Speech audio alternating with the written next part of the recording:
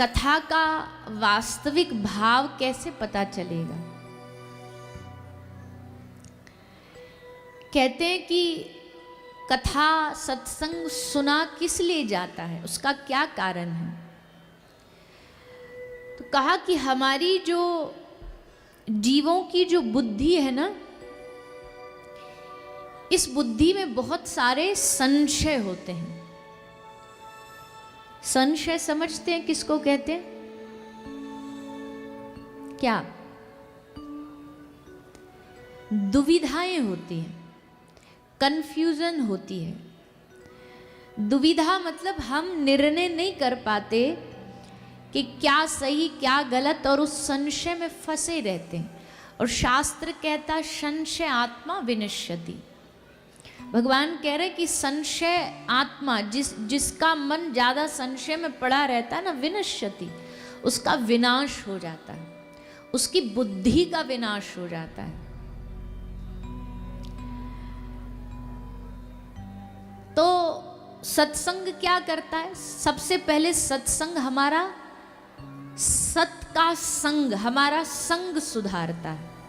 क्योंकि संग बुरे होने से, नकारात्मक होने से ही हम नकारात्मक बनते हैं। भगवान श्री कृष्ण ने भगवत गीता में लिखा, ध्यायतो विषयान पुंसः संगस्तेषु उपजायते, संगात् संजायते कामा, कामात् क्रोधो विजायते, क्रोधात् भवति सम्मोहात्, सम्मोहात् स्मृति विभ्रम, स्मृति भ्रंशात् बुद्धिनाशो, बुद्धिनाशात् प्रणश्यति।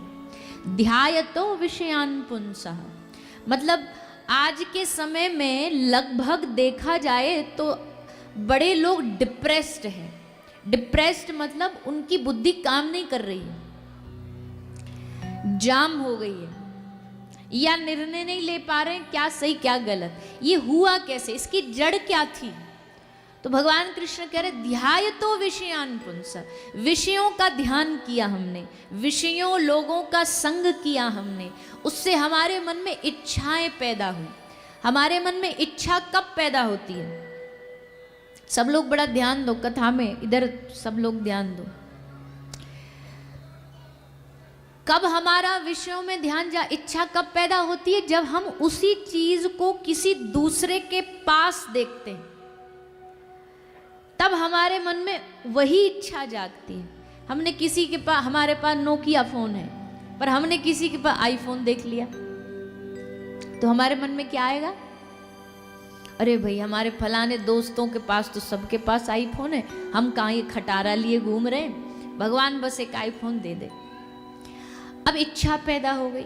किसी के पास गाड़ी देख ली बढ़िया, उसकी गाड़ी को देख के जीभ में पानी आ गया, ललचा गए, मन में आ गया। किसी का घर देख करके मन ललचा गया। तो वो हमारे हृदय में विषयों का संग इच्छा पैदा करता है। अब भैया इच्छा तो बड़ी पैदा कर ली, पर अब इच्छा, हर इच्छा पूरी भी तो नहीं होती। उस इच्छा में कुछ ना कुछ बाधा आती है, रुकावट आती है। अब खरीदनी है गाड़ी महंगी वाली, पैसा है नहीं। अब क्या चिंतन शुरू हुआ? अब चिंता शुरू हुई। अब उस वस्तु को लेके चिंता शुरू हुई। और जब वो इच्छा पूरी नहीं होती आदमी की, जब इच्छा पूरी नहीं होगी तो नेक्स्ट स्टेप क्या है? इच्छा पूरी ना होने पर कौन सा दुर्गुण मन में पैदा होता है? कोई चीज चाह रहे हो नहीं मिल रही तो क्या मन में पैदा होगा? बोलो ना जोर से। क्रोध, गुस्सा, बड़ा गुस्सा चढ़ेगा, चिड़चिड़े से घूमते रहेंगे। जिससे मन किया उससे लड़ भिड़ लिए, जिससे मन किया उससे उल्टा बोल दिया। सब लोग कहेंगे अरे भाई हम तो बढ़िया इससे बोलते हैं और ये उल्टा एकदम हम पे चढ़े जाता है। क्योंकि इच्छा में बाधा होने से क्रोध उत्पन्न होता, गुस्सा उत्पन्न होता है। और गुस्सा फिर कहीं भी निकलता है। हमने आधे से ज्यादा लोग तो जिनसे कुछ जान पहचान नहीं होती, गाड़ी में वो दूसरी गाड़ी पास से निकल जाती है तो उसी से लड़ लेते हैं, और शीशे बंद में लड़ लेते हैं। मतलब वो सुन भी नहीं रहा।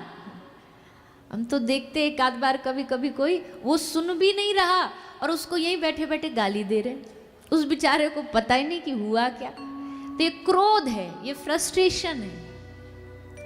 आदमी अपना क्रोध कहीं ना कहीं निकालता है। हम कहते हैं कि जैसे कोई व्यक्ति ऑफिस गया तो ऑफिस में लेट पहुंचा, बॉस ने डांट लगा दिया। बॉस से तो लड़ नहीं सकता, बॉस पे तो गुस्सा उतार नहीं सकता, कलीग्स पे भी नहीं उतार सकता, तो पूरे दिन का गुस्सा भरा रहेगा। वापस आएगा तो ट्रैफिक लाइट पे गुस्सा उतारेगा, रेड हो गई तो उसी पे हॉर्न बजाता रहेगा।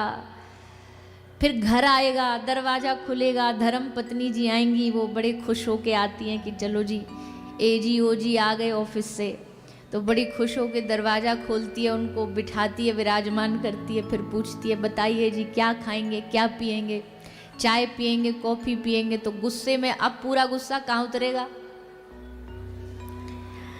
मैया वो बताइए ना, ये तो अनुभव का विषय होगा आपका। तो जब वो पूछती है चाय पिएंगे, कॉफ़ी पिएंगे, बोले तेरा खून पीऊंगा। तो वो बेचारी अब वो भी गुस्सा में आ जाती है कि मैं तो इतने बड़े दिन भर से इंतजार कर रही थी इनका, और सोची थी आएंगे तो प्यार से बोलेंगे, प्यार से बात करेंगे, तो बिना बातें एकदम। तो अब वो गुस्सा हो जाती है, अब वो अपना गुस्सा कहाँ उतारेगी? आहा हा हा, कितना अनुभव है, रग रग में अनुभव भरा पड़ा है। बच्चों का विचारों का क्या कसूर, 8-10 थप्पड़ तो बेचारे ऐसे ही खा लेते बच्चे। माता पिता के गुस्से में उनको कूटा जाता है, उनकी कुटाई होती है। तो बच्चा आता है mummy mummy mummy mummy mummy, एक झापड़ मारती है खींच करके, बच्चे के पूरे तार खुल जाते, दिमाग के चांद तारे दिख जाते। बच्चा सोचता अभी 2 मिनट पहले तो कह रही थी तू मेरा रसगुल्ला है, तू मेरा चांद का टुकड़ा है, कलेजे का टुकड़ा है, कलेजे का टुकड़े कूट दिया। तो अब वो बच्चे पे उतारती है, बच्चा भी गुस्सा होता है, और वो कहाँ उतारता है? हाँ, वो अपना कोई उठा करके गाड़ी फेंक के मारेगा, बस्ता फेंक के मारेगा, बैग पेंसिल का डब्बा फेंक करके मारेगा। तो भैया ऐसे ही चलता है। क्रोधात् भवति सम्मोहात्, सम्मोहात् स्मृति विभ्रम।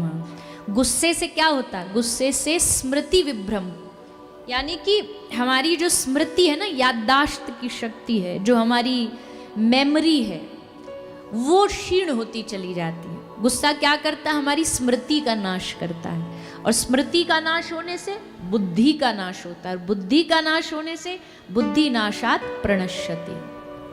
बुद्धि गई तो मतलब फिर डॉक्टरों के पास उसको घोषित कर दिया जाता है आप डिप्रेशन के मरीज हैं, अब गोली खाइए। ये बुद्धि का नाश हो गया। तो भैया ऐसे ही करते करते करते करते, पर अब ये सबकी जड़ देखो, जड़ कहाँ से शुरू हुई? विषयों का ध्यान और विषयों का संग करने से। जब आप विषयों से दूर हो करके जब भगवत रसिक जनों का संग करने लग जाओगे तो भी आपके मन में इच्छा पैदा तो होगी, पर अब इच्छा संसारिक नहीं होगी। अब इच्छा क्या होगी? वृंदावन चले जाएं। अब इच्छा क्या होगी? ठाकुर जी को पालें। अब इच्छा क्या होगी? भगवान की प्राप्ति कैसे हो, कृष्ण दर्शन लालसा, ये इच्छा पैदा होगी। और ये इच्छा नाश नहीं करती, ये इच्छा जीवन को बनाती है। ऐसी इच्छा तो भगवान सबके हृदय में पैदा करे, ऐसी इच्छा तो जीवन का निर्माण करती है।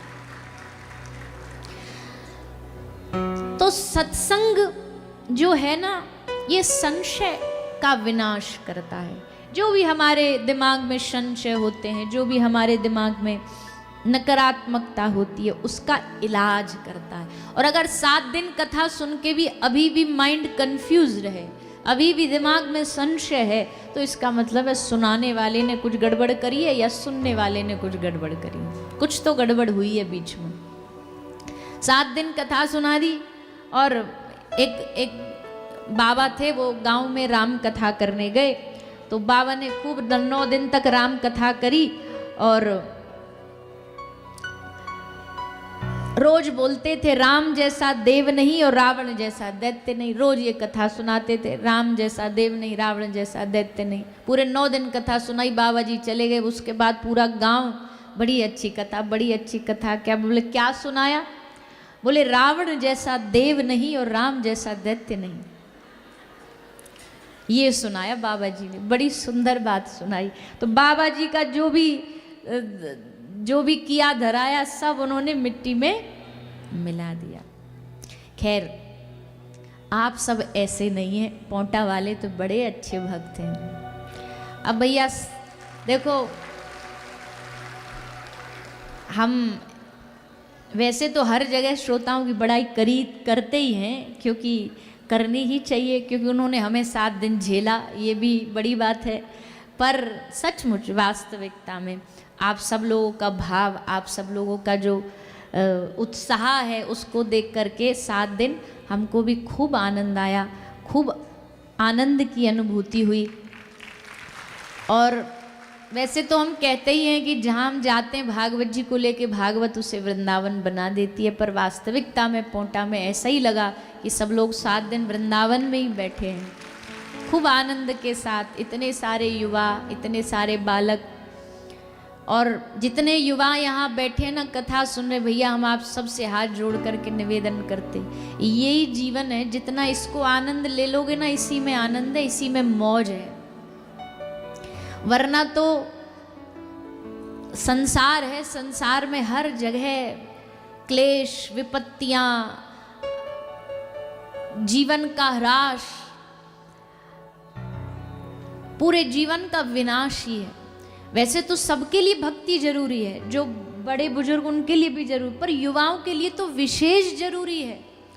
अभी तो पूरा जीवन देखना है, जीवन के कितने धक्के खाने हैं, कितनी ठोकरें खानी है, उसमें कौन आपका मददगार बनेगा? दुनिया नहीं बनेगी, ये सत्संग और भगवान का नाम आपका सहायक बनेगा, आपका सहारा बनेगा।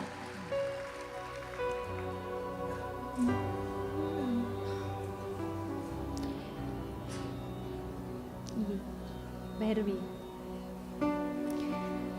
संसार में लोग कहते, अरे युवा सत्संग सुनने लग जाएं तो लोग कहते, अरे क्या जरूरत है इसकी, क्या आवश्यकता है इसकी। भैरवी, इसकी आवश्यकता क्या है? लेकिन हम कह रहे भैया नहीं,